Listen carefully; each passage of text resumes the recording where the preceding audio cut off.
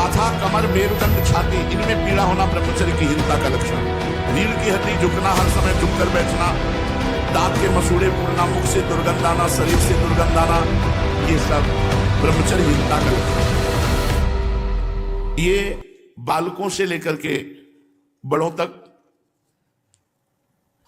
इससे ज्यादा खतरनाक प्लेग या हैजा, ये बीमारियां इतनी खतरनाक नहीं, इनके लिए औषधि, लेकिन हस्त क्रिया के लिए कोई औषधि नहीं। ये ऐसी बीमारी है, ऐसी अभ्यास वृत्ति है, पूछो मत, बहुत सर्वनाश बड़े बड़ों का कर देती है। डिग्री प्राप्त पढ़े लिखे लोग भी इस कुचाल के चक्र में फंस गए हैं।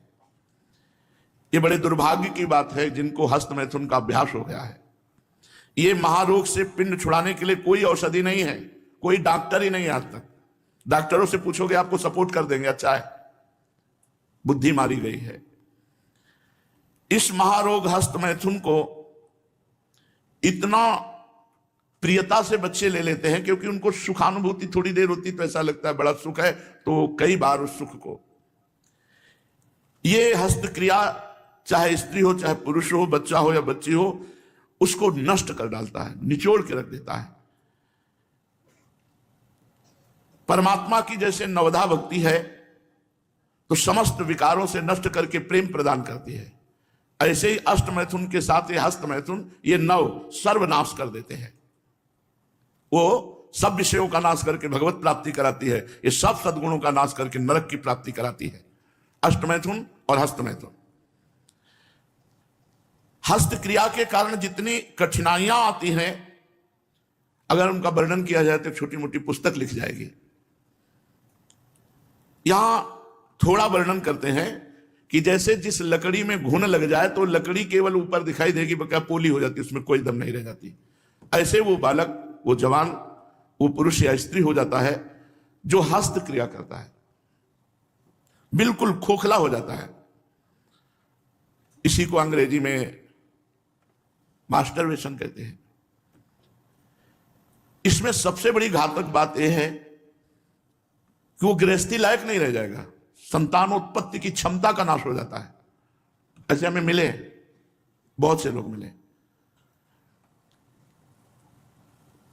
नस नाड़ियां भगवान के द्वारा बनाई गई हैं, उनका संयोग बनाया गया है गृहस्थ धर्म की पूर्ति के लिए।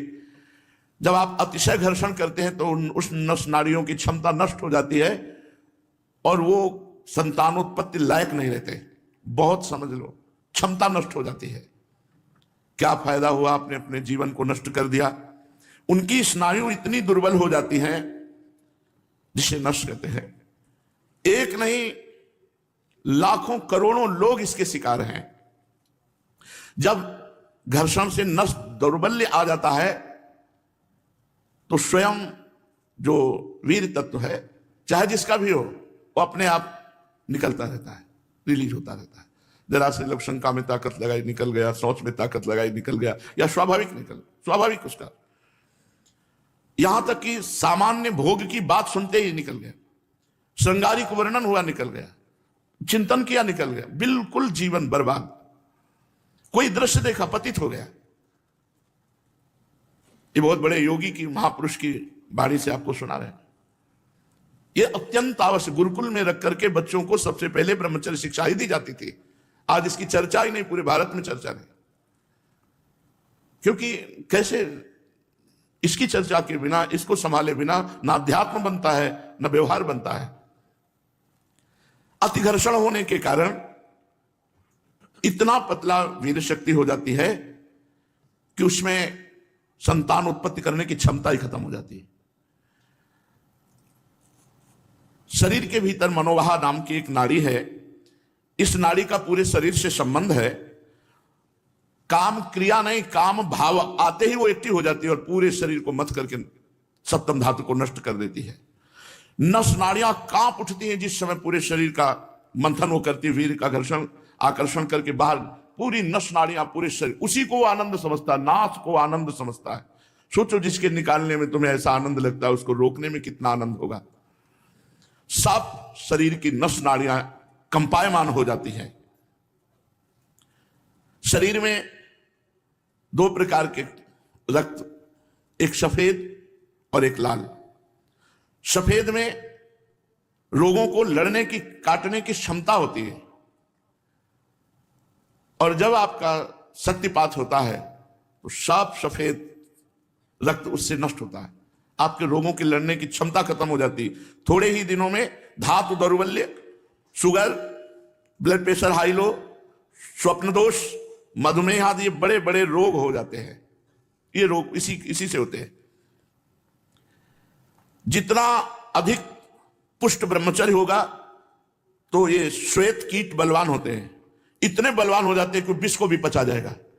श्वेत कीट अर्थात ब्रह्मचर्य ना निकले तो उसमें इतनी क्षमता होगी कि वीर भी अगर वो पुष्ट होकर के मजबूत हो गया तो विष चला जाए तो वो भी उसको मार नहीं सकता, इतनी क्षमता ब्रह्मचर्य में है।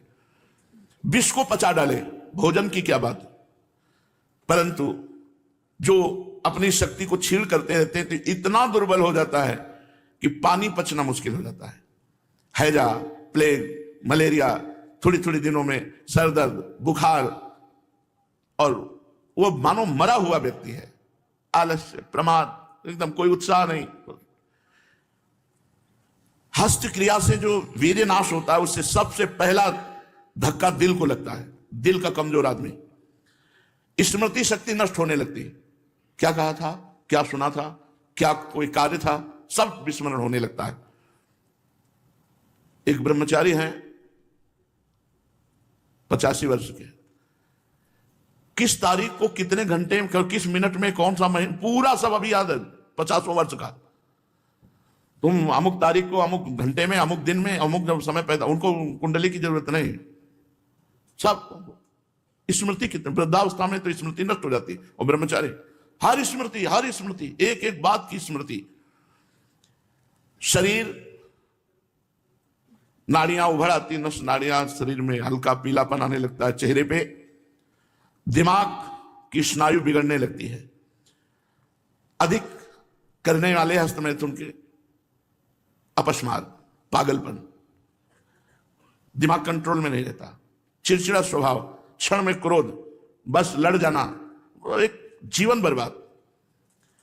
और पक्षघात, लकवा, ग्रंथिवात, हर जगह मोड़ में दर्द होना, संधिवात, वायु रोग बढ़ जाना, मिर्गी, पागलपन, तंद्रा, निद्रा या निद्रा हट जाना, बहुत निंदनीय स्थिति हो जाती है। हस्त क्रिया करने वाले की बहुत निंदनीय स्थिति हो जाती है। बार बार खांसी आना, क्षय रोग होना, और हृदय की बीमारियां बढ़ना। हृदय रोग की, ब्रह्मचारी है तो हृदय रोग की बीमारी नहीं बढ़ सकती। उसमें इतना पावर होता है श्वेत रक्त का कि वो ब्लॉक होने ही नहीं देता। बहुत आवश्यक है मनुष्य जीवन दीर्घायु होकर के समाज सेवा, भगवत आराधना, भगवत प्राप्ति, इसके लिए ब्रह्मचर्य बहुत आवश्यक है। ये जो श्वास प्रश्वास की मोटी गति और रफ्तार, ये ब्रह्मचर्यहीनता का लक्षण। यह क्षमा, यहां तक देख लीजिए क्या सुविधा रही होगी सत्यवती जी के जो पुत्र थे विचित्रवीर, क्या सुविधा रही होगी चक्रवर्ती सम्राट भीष्म जी जिसके रक्षक, कौन सी औषधि नहीं होगी। लेकिन 2 पत्नियों को प्राप्त करके ब्रह्मचर्यहीनता पे उतर गए तो राजक्षमा रोग हो गया, मर गए। यह सबसे ज्यादा महाभयानक प्रभाव हृदय पर डालता है। हृदय पर, हृदय रोग से अभागा अकाल मृत्यु को प्राप्त होता है। गया मस्तिष्क पर बिजली के करंट की तरह धक्का लगता, सब स्मृतियां नष्ट होती चली जाती है। सिर में एकदम भारीपन बना रहना, चिंतन करने की एकदम स्थिति न रहना या निगेटिव चिंतन करना, सुबुद्धि, प्रतिभा, कांति, प्रसन्नता, ये सब नष्ट हो जाती है। 100 पागलों में अगर चेक किया जाएगा तो 95 पागल ब्रह्मचर्यहीनता से होते हैं। व्यभिचार या हस्त क्रिया, इसका परिणाम है अंततोगत्वा सिर्री बना देना, पागल बना देना, चिड़चिड़ा बना देना, समाज लायक न रखना। सैकड़ों, हजारों, लाखों बच्चे इस बीमारी से पीड़ित हैं, वर्तमान में पीड़ित हैं। बहुत अपने को ग्रेजुएट समझते हैं, अच्छे कपड़े पहनते हैं, चिकने दिखाई देते कि भाई गोरे पीले, नीति भ्रष्ट, अपना नाश करने वाले बड़े बड़े शिक्षित लोग भी इस मूर्खता में फंसे हुए हैं। हम इससे सबसे प्रार्थना करते हैं, इस क्रिया को बिल्कुल कसम खा के बंद कर दो, नहीं जिंदगी जीने लायक नहीं रहेगी। परिश्रम नहीं हो सकता है, थोड़ा परिश्रम किया, थक गया, 4 सीढ़ी चढ़ी, थक गया, ये तो किडनी खराब है नहीं ना। 40-40 किलोमीटर गंगा के किनारे से चले गया, थकने का सवाल का। अब भाई थक गए, ऐसा तो नहीं कर, बीमारी है किडनी की, परेशान है, डायलिसिस हो रहा, थक गए भाई, थकना शब्द नहीं। राम काज कीन्हे बिनु मोहि कहां विश्राम। हे मानव जीवन मिला बहुत जन्मों में, सब थोड़ा सा संयम, थोड़ी सी परिश्रम, थोड़ा सा पढ़ाई, दिमाग में दर्द होने लगा, बंद करो, मन न लगना, न पढ़ने में लगना, न शास्त्र स्वाध्याय में, न किसी कार्य में। ये शरीर का राजा है, राजा घायल हुआ तो सब सैनिक बंदी बना लिए जाते हैं, ब्रह्मचर्य नष्ट हुआ तो सब इंद्रिया मन तुम्हें अधीन कर लेंगी, गुलाम बना लेंगी। आंख में कमजोरी आ जाना, एक आती है अवस्थागत, 50 के बाद जो है वो नजदीक का और दूर का अंतर पड़ने लगता है, नजदीक किसी का और किसी का दूर का पढ़ने में। नाक, कान, जिह्वा, वाणी, पैर, त्वचा, ये सब असमर्थ हो जाते हैं, यहां तक कि भयंकर कब्ज बनने लगती है और कई बीमारियां लघुशंका संबंधी होने लगती हैं। हस्तक्रिया करने वाले का चेहरा कांतिहीन होगा, बुझा बुझा सा, ढीला शरीर, फीकापन, दुर्बलता मन की, शरीर भले मोटा हो सकता है, चर्बी बढ़ सकती है, मोटापा बढ़ सकता है, कांतिहीनता, मुर्दे जैसा जीवन, उत्साहहीन जीवन, निराश जीवन, हताश जीवन, और अभ्यास इतना पुष्ट हो जाता है कि फिर वो कसमें काम नहीं करती, इतना विषय आनंद बढ़ जाता है कि एक दिन में कई कई बार अपने को नष्ट करता है। इंद्रिय दुर्बलता, अन्य शरीर के रोग और दुख, आंतरिक हृदय जलन, संतानोत्पादक शक्ति का नाश, ऐसे लोग अपने जीवन को अपने हाथ से नष्ट कर देते हैं। सबसे बड़ी बात कि अशांति, दरिद्रता, अकर्मण्यता, डिप्रेशन, ये सब इससे मतलब पूरे खोखला कर देते हैं जीवन को। और वैसे परिणाम में भारी शास्त्रीय सिद्धांत से अधर्म है और इस पाप कर्म का फल नरक मिलेगा। कैसे पाप कर्म हुआ कि भाई हम तो किसी का पाप नहीं, जिस शक्ति को तुम नष्ट करते हो यदि वो गृहस्थ धर्म के अनुसार गर्भाशय में पहुंच जाए तो उससे बालक की रचना होगी ना, उस हत्या का फल तुम्हें लगेगा, एक जीव की हत्या का फल तुम्हें लगेगा। ये कोई खिलवाड़ नहीं, आगे चल करके प्राण घातक रोग बन जाता है, महान निंदनीय अभ्यास। हजारों कसमें, हजारों प्रतिज्ञा खिलाने पर भी वो छोड़ नहीं पाता, सब प्रतिज्ञाएं कसमें ताक में धरी रह जाती हैं।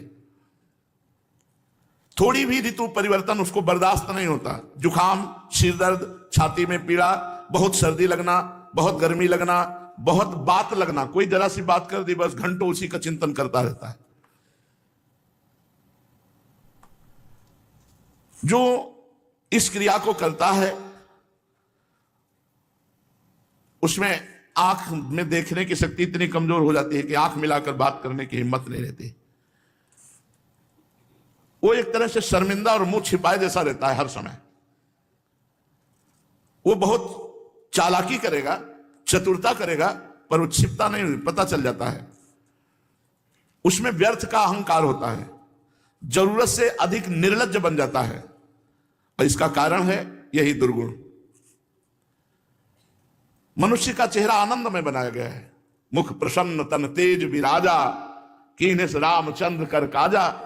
दर्शन करने योग्य मनुष्य जीवन है, पर उनका वो आनंदमय हंसमुख चेहरा ना होकर दुखी उदास, आनंदमय हंसमुख मुस्कुराता हुआ चेहरा ब्रह्मचारी का होता है, भगवत चिंतन करने वाले को होता है, संयम से चलने वाले को होता है।